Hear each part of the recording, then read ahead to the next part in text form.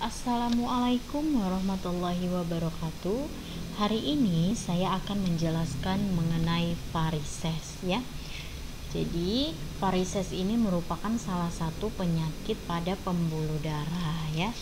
Jadi, pengertian varises adalah pembengkakan atau pelebaran pembuluh darah vena yang disebabkan oleh adanya penumpukan darah di dalam pembuluh darah tersebut ya.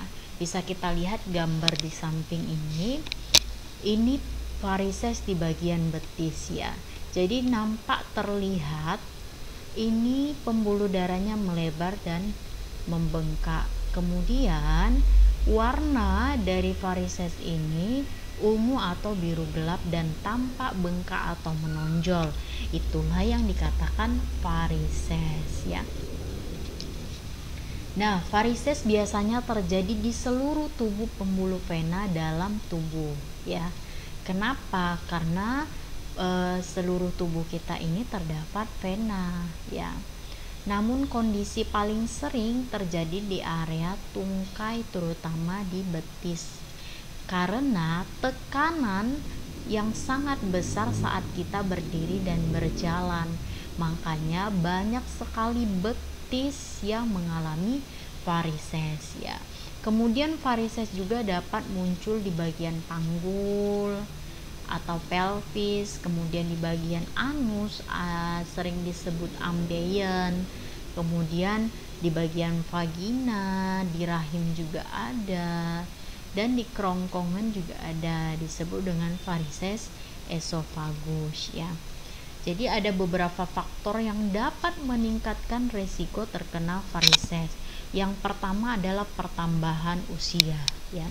Jadi resiko semakin tinggi seiring pertambahan usia dan penuaan menyebabkan fungsi katup vena semakin lemah ketika membantu pembuluh vena untuk mengalirkan darah ke jantung ya. Jadi fungsi vena ini untuk mengalirkan darah ke jantung ya.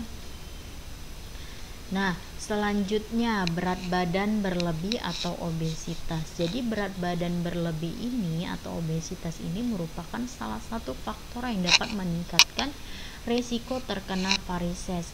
Karena tekanan pada pembuluh vena akan semakin bertambah jika bobot tubuh semakin besar. Selain mempersulit pembuluh vena dalam mendorong darah kembali ke jantung, tekanan akibat berat badan berlebih juga dapat memperlemah katup vena sehingga darah berbalik arah dan mengendap di dalam vena. Itulah kenapa obesitas dapat meningkatkan resiko terkena varises. Yang ketiga, posisi berdiri terlalu lama ya, karena kebiasaan ini menyebabkan darah di pembuluh vena bagian kaki sulit mengalir ke jantung ya.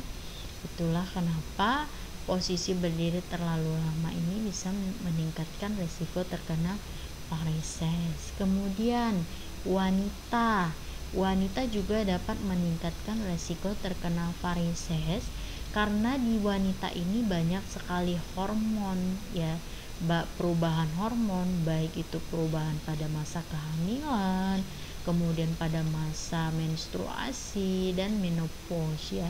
Jadi perubahan hormon ini dapat menyebabkan dinding pembuluh vena meregang sehingga berdampak pada melemahnya katup vena ya. Jadi kalau dinding venanya meregang itu dapat berkaitan juga dengan dampak melemahnya katup vena ya.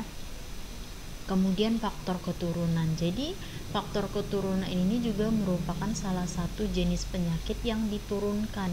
Jadi jika seseorang keluarga kita penderita varises, maka peluang kita terkena varises pun semakin lebih tinggi ya. Kemudian faktor masalah kesehatan lainnya.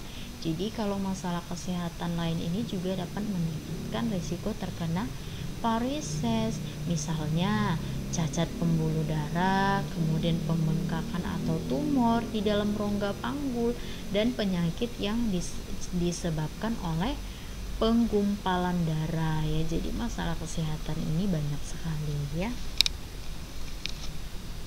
Nah, penyebab dari varises ya, sebelum kita kembali ke penyebab varises, kita bahas dulu pembuluh vena ya.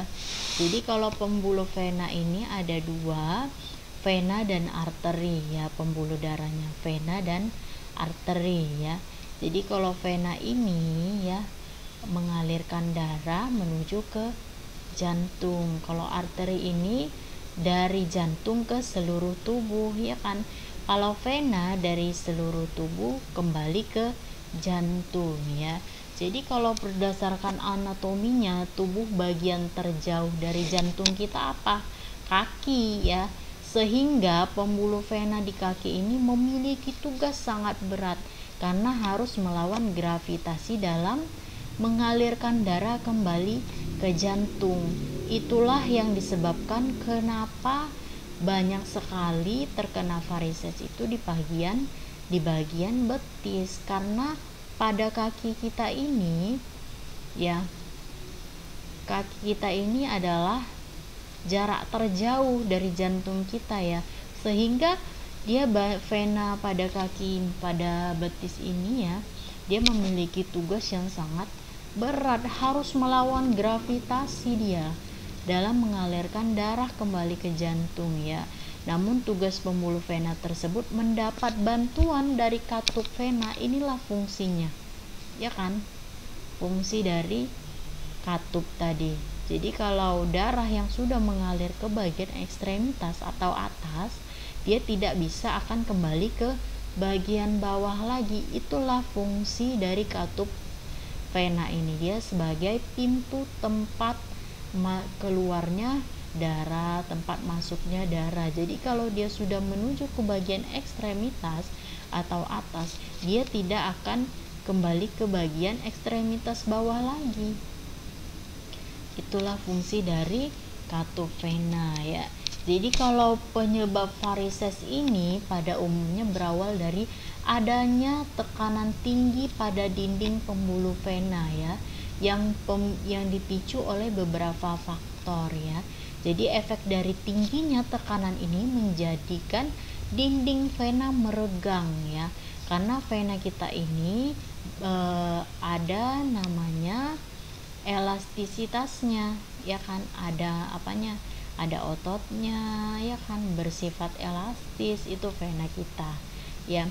Jadi kalau efek dari tingginya tekanan ini menjadikan dinding vena kita meregang atau kehilangan elastisitasnya, dan katup kita ini pun menjadi melemah. Jadi kondisi ini menyebabkan fungsi katup tidak lagi berjalan normal dan aliran darah ke jantung menjadi terganggu ya. Jadi seperti yang saya bilang tadi, katup vena kita ini berfungsi untuk mengalirkan darah ke bagian atas atau menuju ke bagian jantung ya. Jadi kalau bagian vena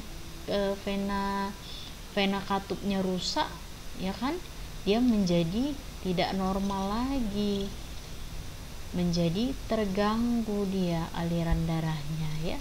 Darah yang seharusnya mengalir ke jantung menjadi berbalik arah dia kalau venanya rusak dan mengendap di satu titik dalam pembuluh vena, misalnya di bagian betis. Jadi dia mengendaplah di satu titik itu menjadi melebar dan membengkak ya kan, dan terjadi endapan. Endapan itu akan membuat pembuluh vena bengkak, merusak katup, dan terjadilah varises. Itulah yang menyebabkan terjadinya varises ya. Jadi gejala varises ini banyak ya. Yang pertama, rasa nyeri, panas, dan berdenyut di bagian tungkai. Jadi kalau gejala varises ini, kalau varises yang ringan biasanya tidak menimbulkan gejala yang terlalu serius ya. Nah, gejala varises kalau yang sudah benar-benar parah sekali, dia bisa menimbulkan rasa nyeri, kemudian panas dan berdenyut di bagian tungkai. Kemudian kaki terasa berat dan tidak nyaman, ya kan? Kemudian terjadi pembengkakan di area kaki dan pergelangan kaki, serta kulit di area varises tampak kering dan terasa gatal. Kemudian gejala varises yang lainnya, kita merasakan kram pada otot kaki, terutama pada malam hari. Ini kenapa orang sering sakit betis, naik betis katanya, itulah dia, mungkin di kakinya ada varises, makanya dia gampang sekali terasa kram pada otot kakinya. Kemudian terjadi perubahan warna kulit di area sekitar varises, ya. Jadi kalau ada varises misalnya di bagian betis, secara umum ya biasanya terjadi di bagian betis, itu tampak berwarna keunguan, kemudian biru gelap, ya. Nah, pengobatan varises, ya. Jadi varises ini ada juga pengobatannya. Jadi tujuan dari pengobatan varises ini untuk meredakan gejala, kemudian mengurangi keparahan dan mencegah terjadinya komplikasi. Jadi ada beberapa metode pengobatan. Misalnya yang pertama ini terapi obat. Jika gejalanya ada timbul rasa nyeri, ya kan? Kemudian apalagi demam, ya kan? Bisa terapi obatnya asam mefenamat atau ibuprofen. Kemudian terapi selanjutnya adalah pemakaian stocking, ya. Jadi kalau menggunakan stocking ini khusus, ya. Stockingnya ini khusus kompres, ya, untuk menangani varises, ya. Jadi cara kerja stocking ini memberikan tekanan pada otot kaki dan vena sehingga aliran darah lebih lancar dan meredakan pembengkakan, ya. Jadi itulah pengobatan dari varises, ya. Ada juga pengobatan tindakan medis, ya. Itu merupakan prosedur khusus yang dilakukan oleh dokter spesialis atau dokter yang ahli di bidangnya, ya. Misalnya dengan mengobati dengan cara skleroterapi, yaitu metode pengobatan yang dilakukan dengan menyuntikkan cairan khusus ke dalam vena secara langsung, ya. Jadi sehingga pembuluh darahnya menyusut atau mengempis, ya. Jadi itulah salah satu prosedur khusus atau tindakan medisnya, ya, dan banyak lainnya, ya. Kemudian pencegahan varises, ya, ada pengobatan dan ada pencegahannya. Jadi tadi banyak sekali faktor-faktor resikonya, ya, ada faktor-faktor resiko untuk meningkatkan terjadinya varises. Nah, dari faktor resiko yang ada tadi bisa kita cegah dengan apa? Yang pertama, berolahraga secara rutin, ya. Jadi kita ini perlu berolahraga secara rutin. Misalnya kalau kita obesitas, kalau kita berolahraga secara rutin, otomatis terjadi pembakaran kalori di dalam tubuh kita, ya kan.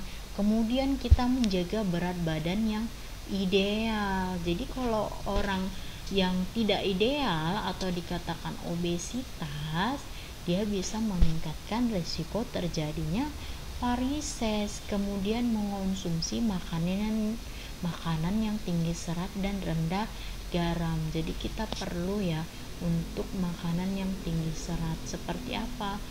Makan buah-buahan, sayuran, ya kan. Nah, kemudian hindari penggunaan sepatu hak tinggi untuk jangka waktu yang lama, ya. Biasanya ini wanita, ya, yang menggunakan sepatu hak tinggi untuk jangka waktu yang lama, ya. Itu tidak baik, ya kan. Jadi kalau pakai hak tinggi itu jangan terlalu tinggi kali haknya dan jangan terlalu lama, ya. Itu membuat tekanan pada kaki kita semakin meningkat, ya. Itulah salah satu faktor resiko untuk meningkatkan terjadinya varises ya. Kemudian hindari berdiri dan duduk dalam waktu lama, usahakan bergerak tiap 30 menit ya. Jadi agar apa? Agar pembuluh darahnya, aliran darahnya menjadi lancar ya. Makanya inilah kenapa orang yang sering kesemutan lah katanya ya kan, kram lah, itulah akibatnya karena dia duduk dalam waktu lama dan tidak bergerak ya, stay di satu tempat saja, duduk aja dia kan, lama-lama kita pembuluh darahnya tidak lancar ya. Kemudian gunakan bantal untuk menyangga kaki ketika berbaring sehingga posisi kaki lebih tinggi ya. Ini merupakan salah satu pencegahan yang ideal ya.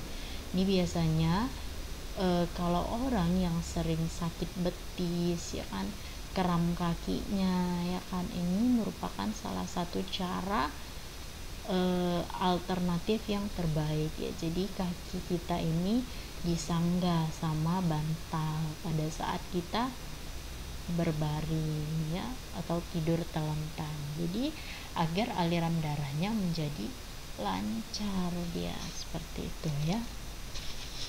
Oke, demikianlah yang saya sampaikan ya. Ini ada kata-kata yang terbaik untuk kalian ya, memotivasi kalian agar selalu tetap semangat dalam menjalankan segala aktivitasnya ya.